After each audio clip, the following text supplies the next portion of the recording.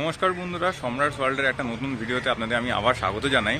আজকে হচ্ছে 7ই সেপ্টেম্বর, মানে আজ হচ্ছে গণেশ চতুর্থী। আর দেখতে গেলে দুর্গাপুজোর কিন্তু একদম দোরগোড়ায় আমরা দাঁড়িয়ে আছি। পরের মাসে এই সময় হয়তো মহালয়া হয়েও গেছে আর আমরা দেবী পক্ষের মধ্যে আমরা ঢুকে গেছি। তো আজকের ভিডিওর থাম্বনেল এবং ডেসক্রিপশন থেকে আপনারা হয়তো বুঝতেই পেরেছেন আমি কোথায় আছি। হ্যাঁ বন্ধুরা, আমি আছি এখন সাউথ কলকাতায়, এবং সাউথ কলকাতার একটা প্রাইম লোকেশন বলতে পারি, বা দুর্গাপুজোর সময় বিজিয়েস্ট একটা মেট্রো স্টেশন বলতে পারি কিন্তু কালীঘাট মেট্রো। কারণ এই কালীঘাট মেট্রো থেকে আপনারা নেমে অনেক কটা কিন্তু ভালো ভালো দুর্গা ঠাকুর বা দুর্গাপুজোর প্যান্ডেল আপনারা দেখতে পাবেন। তো আজকে কীভাবে আজকে বাদামতলা আসার সঙ্গ এবং ৬৬ প্যান্ডেলের প্রস্তুতি কতটা এগিয়েছে সেটাই কিন্তু আমি সম্পূর্ণ এই ভিডিওর মধ্যে দেখাবো। তো প্রথমেই বলে দিই আপনারা কীভাবে পৌঁছবেন, মানে লোকেশনটা আপনারা কীভাবে আপনারা এই প্যান্ডেল দুটো ঘুরে দেখবেন।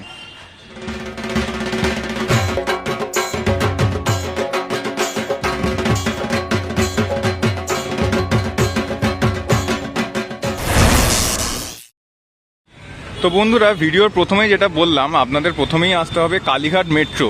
এবার কালীঘাট মেট্রোতে এসে যে রাস্তাটা এই যে সোজা চলে গেছে আপনার কালীঘাট মহাশ্মশানের দিকে, এই রাস্তাটা প্রথমে এসেই কিন্তু প্রথম যে রাইট টার্ন বাচ্চান্স যাওয়ার পাশ দিয়ে সদানন্দ রোড, এখানে কিন্তু আপনার ঢুকে পড়তে হবে। যে এই যে রাস্তাটা সোজা যাচ্ছে এই রাস্তায় ঢুকে পড়তে হবে। ঢুকেই কিন্তু প্রথম যে বাঁ দিকের লেফট ওটা নিলেই আপনারা পৌঁছে যাবেন প্রথমে বাদামতলা আসার সঙ্গের প্যান্ডেলে। ঠিক তার কিছুটা এগোলেই ৬৬ পল্লী, আর তার থেকে কিছুটা এগোলেই কিন্তু নেপাল ভট্টা স্ট্রিটের পুজোটা আপনারা দেখতে পাবেন। এই দূরে আমি দেখতে পাচ্ছি বাদামতলা আসার সঙ্গের এখানে বোর্ডটাও দিয়ে দিয়েছে, এখানে তাদের দুর্গাপুজোর ব্যানারে আমি ভুল বলবো, এটা অ্যাডভার্টিজমেন্ট বোর্ড এখানে লাগানো আছে। তো এই রাস্তাতে আমি বাঁ দিকে ঢুকে যাব। আর তাদের ব্যানারটা যদি বলি, তার ঠিক পাশেই ছিল, আমি এখানে দেখিয়ে দেবো আপনাদের ব্যানারটা, উৎসবের চালচিত্র। তো খুঁটি পুজোর দিনকে আমি এসেছিলাম, আর আজকে আমি আবার চলে এলাম প্যান্ডেল কতটা প্রস্তুত হয়েছে সেটাই কিন্তু দেখাবার জন্যে।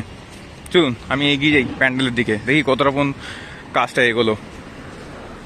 পুজোর আর বেশি দিন বাকি নেই। এই যে বড় বড় গেট যেগুলো করা হয়, যেখানে লাইটিং লাগানো হয়, গেটগুলো কিন্তু অলরেডি বানানো শুরু হয়ে গেছে। ওইদিকে একটা গেট দেখলাম, এখানেও একটা অ্যাডভার্টিজমেন্টের গেট, বা আপনারা বলতে পারেন আলোকসজ্জা যেখানে লাগানো হয় সেগুলো কিন্তু লাগাচ্ছে। এইগুলো দেখলে কিন্তু একদম মনেই হয় দুর্গাপুজো একদম দোরগোড়ায়। আর দূরে যেখানে দেখতে পাচ্ছেন ওখানেই কিন্তু মণ্ডপটি হচ্ছে। আমি আস্তে আস্তে এগিয়ে যাই। এখন তো এই রাস্তাগুলো একদম ফাঁকা দেখতে পাচ্ছেন, কিন্তু পুজোর সময় মানুষের ঢল এই রাস্তায় কিন্তু শুধু সারি সারি মানুষের মাথায় শুধু দেখা যায়। কারণ এটা কিন্তু খুবই জনপ্রিয় একটি পুজো, বাদামতলা আসার সঙ্গ দক্ষিণ কলকাতার। পুরো রাস্তা জুড়ে কিন্তু মানুষ দাঁড়িয়ে থাকে। আর একটা ইউএসপি আছে এই প্যান্ডেলের, যে এটা যেহেতু রাস্তার উপর পুজোটা হয়, সেখানে নিচে দিয়ে গাড়িরা পাস করতে পারে। দরকার পড়লে আপনারা যদি সকালে আসেন, আপনারা কিন্তু গাড়ি বা বাইকে করে এসে অনায়াসে কিন্তু সামনেই পার্কিং করে দেখে নিতে পারেন। হয়তো রাত্রে সেটা সম্ভব হবে না, কিন্তু সকালে আপনারা আসতেই পারেন। আর এই হচ্ছে তাদের প্যান্ডেলের ফ্রন্ট ভিউটা। মেনলি কিন্তু টিন আর লোহার কাজে কিন্তু ম্যাক্সিমামটা দিয়ে কভারেজ করা হয়েছে। সাইডে আমি যে কটাই দেখতে পাচ্ছি এগুলো টিন দিয়ে কিন্তু পুরো প্যান্ডেলটাকে এখানে বানানো হয়েছে।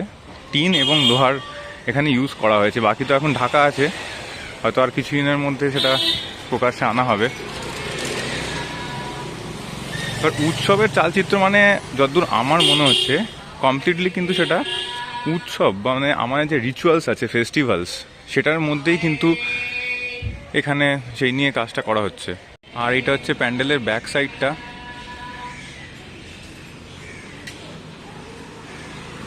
আর উৎসবের মধ্যে নানান রীতি কিভাবে আমরা সেটাকে পালন করি, নানান আনুষঙ্গিক বা যে যে জিনিস দিয়ে আমাদের উৎসব পালন হয় বা উৎসব আমরা সেলিব্রেট করি, সেগুলোই কিন্তু আমার মনে হয় সেই ইনস্টলেশনগুলোই এখানে কিন্তু শিল্পী প্রদীপ্ত কর্মকার সে কিন্তু ফুটিয়ে তোলার চেষ্টা করবে। কিছু তো একটা যেটা এখন হয়তো দেখে খালি চোখে আমরা বুঝতে পারছি না, বাট পুজোর সময় এলে হয়তো খুবই স্পষ্ট হয়ে যাবে আমাদের চোখের সামনে। আর এই জায়গাটাও বেশ অনেকটা করেই কিন্তু কভারেজ করা হয়েছে প্যান্ডেলের পিছনে। এই জায়গাটাতে খুঁটি পুজোটা হয়েছিল, ব্যানারটাও এই জায়গাটায় ব্যানারটা লাগানো ছিল। আর যেখানে আপনারা দেখতে পাচ্ছেন এখানে কার্টেন দিয়ে ঢাকা আছে, এর সামনেই কিন্তু মাতৃ প্রতিমা থাকে। চলুন আমি এগিয়ে যাই সোজা ওই দিকটাতে, আর একটুখানি এগোলেই কিন্তু ৬৬ পল্লীর প্যান্ডেলটা পড়বে। আর এই আপনারা বাদামতলা আসার সঙ্গে প্যান্ডেল দেখলেন, যে এক্সিট দিয়ে বেরোবেন ওই পথেই একদম সোজা তাকালেই হচ্ছে ৬৬ পল্লীর প্যান্ডেল। ওই দূরে মণ্ডপ কিন্তু রেডি হচ্ছে আমি দেখতে পাচ্ছি। ছেষট্টিপল্লী ক্লাবের সামনের যে ফ্রন্ট এন্ট্রান্স যদি বলি, সেটা মোটামুটি এরকম দেখতে করা হয়েছে। এখানে কাকুরা নিরন্তর কাজ করে চলেছেন। দুর্গাপুজোর প্রস্তুতি একদমই তুঙ্গে বলতে পারি। আর এই ঠুকঠাক আওয়াজগুলোই জানান দিয়ে দেয় দুর্গাপুজো কিন্তু একদম সামনে।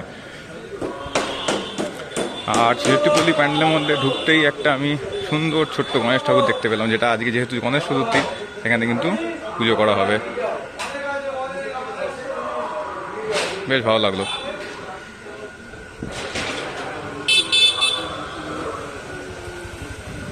আর এই হচ্ছে তাদের মেনলি প্যান্ডেলের ইন্টেরিয়ার, যেটা আমি দেখতে পাচ্ছি নর্মাল সাবেকিভাবেই হয়তো করা হচ্ছে। আর উপরে প্লাইয়ের ওপর প্রথম প্রাইমারের কোটিং দেওয়া হয়েছে, যেটা আমি দেখতে পাচ্ছি।